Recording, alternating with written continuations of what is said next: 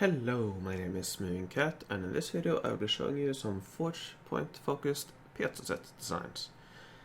I have already made an attack focused video where I have a few attack designs, so check that out if you're interested. In this video, however, I will go over some forge point designs. So first let me talk a little bit about the set itself. It's a 5x5 base set with 5 pieces. And when it comes to forge points, the one you are interested in is the mouse grinder. This is the absolute best one. As you can see, it gives up to 4 forge points if it's connected to all of these buildings. And then additionally, you get 2 forge points from the cafe and 2 forge points from the homes if they are connected to 3 pieces. So that's the baseline. So when we get into the sets, let's just quickly look at the base set. This gives 8 forge points and up to 9 attack based on age. But the forge points, it's the same for all ages, so up to 8 forge points. In terms of efficiency, that's 0.32 forge points per tile, so roughly the same as a dark doorway, which is not too bad. Now there are definitely some ways to improve that. If you have seen my attack video, you will remember this. This is the same as I showed in that video. And as I said, that is a compromise between forge points and attack. It gives 32 forge points, 36 attack, and in terms of efficiency, that's 0.41 forge points per tile, and 0.46 attack per tile. So that's definitely an improvement. There are a few ways you can improve this. I quickly want to say that if you remember my attack video, one way to improve this for attack is to expand it with some pieces on each end. However, when it comes to forge points, you can still do this and you will get more forge points. However, in terms of efficiency, it will actually get worse. So for this will give 0.35 forge points per tile. Whereas this, 0.41. So yes, you do get some additional forge points, but they are less efficient. So it's worth keeping that in mind. So yeah, there are some ways you can expand it though. Here for example, I've simply added a home and a mouse grinder on each side. And as you can see, this gives an additional 4 forge points. 16 goods if you're interested in that.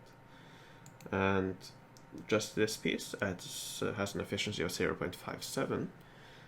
So overall, this improves the efficiency to 0.43. So it's a little bit better. Now, this is a little bit awkward to place, so yeah, it's up to you if you want to do this. I don't think it's too hard to place, but it still might be a little bit awkward. There is one alternative way you can improve this, and that is by extending it like this. And if you just borrow this for a moment, like that. So now you see that this piece here now has 4 bonuses. It's fully connected. So this will give an additional 4 forge points. This will give an additional 2 forge points. So this will give an additional 6 forge points in total. In terms of efficiency, you add 0.46.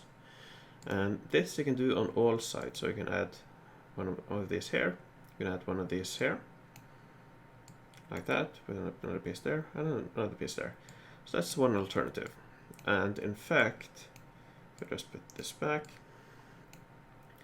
that's exactly what I've done here, but I've also moved it, or rotated it 90 degrees.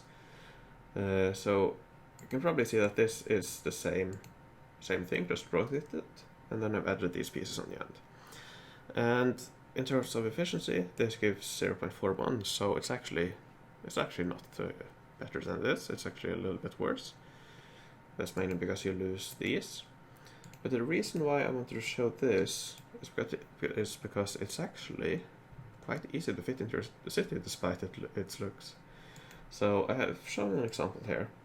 Now I don't have enough pieces to show it completely, but I have replaced some of these pieces with other buildings of the same design, of the same size.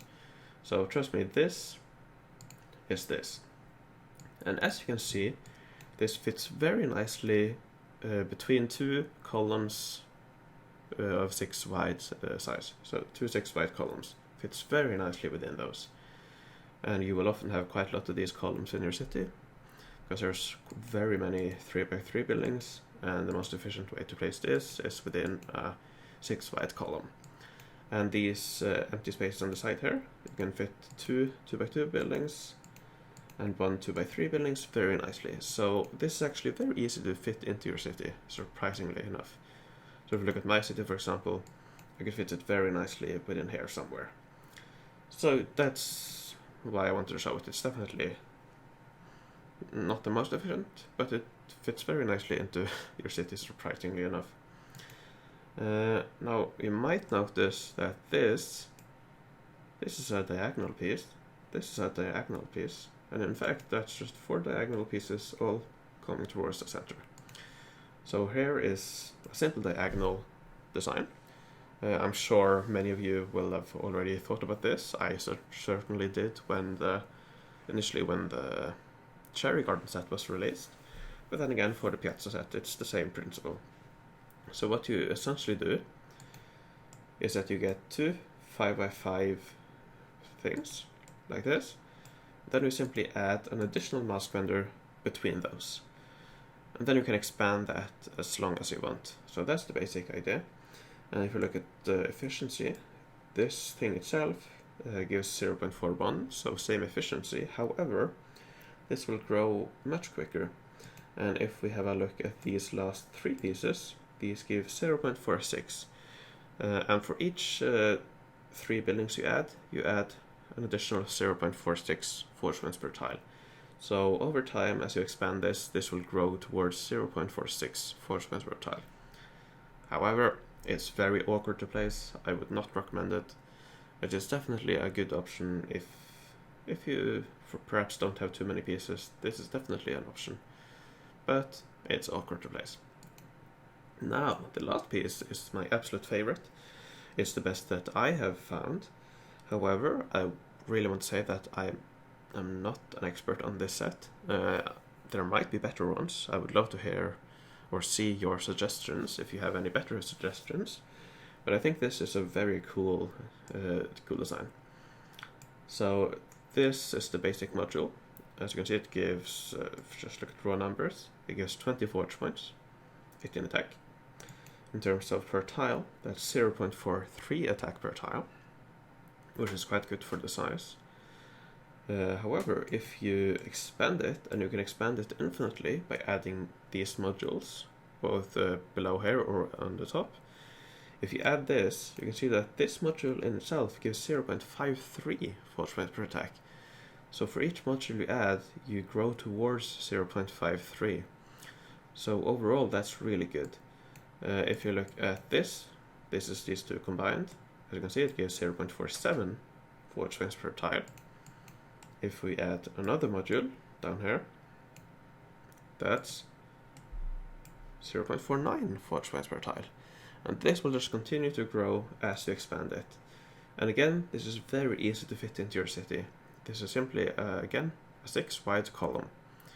3 plus 3. So this will fit very nicely in here, for example, or here. It will fit very nicely. So this is my absolute favorite forge point focus design. If you look at the buildings that require roads, that's all of these outer buildings. The fountain does not require any roads. So all of these are fully connected if you have a road on both sides. Now in terms of neighbors, you will see that most buildings have all bonuses.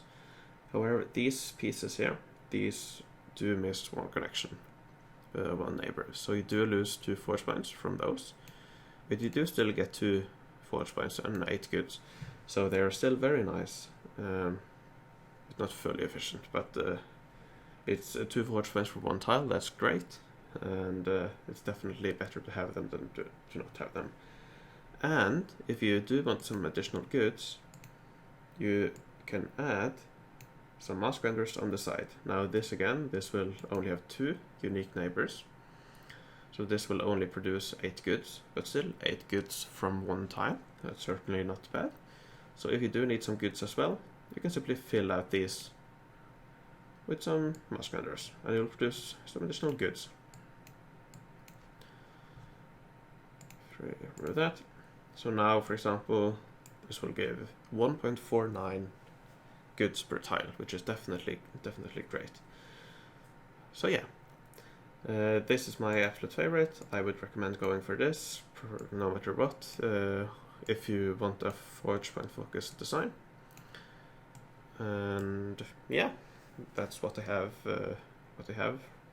From my experimenting. But please, if you have any other suggestions, I would love to hear about them. And yeah, I think that's it for me today. I hope you enjoyed this. Please leave suggestions, and yeah, I will see you next time.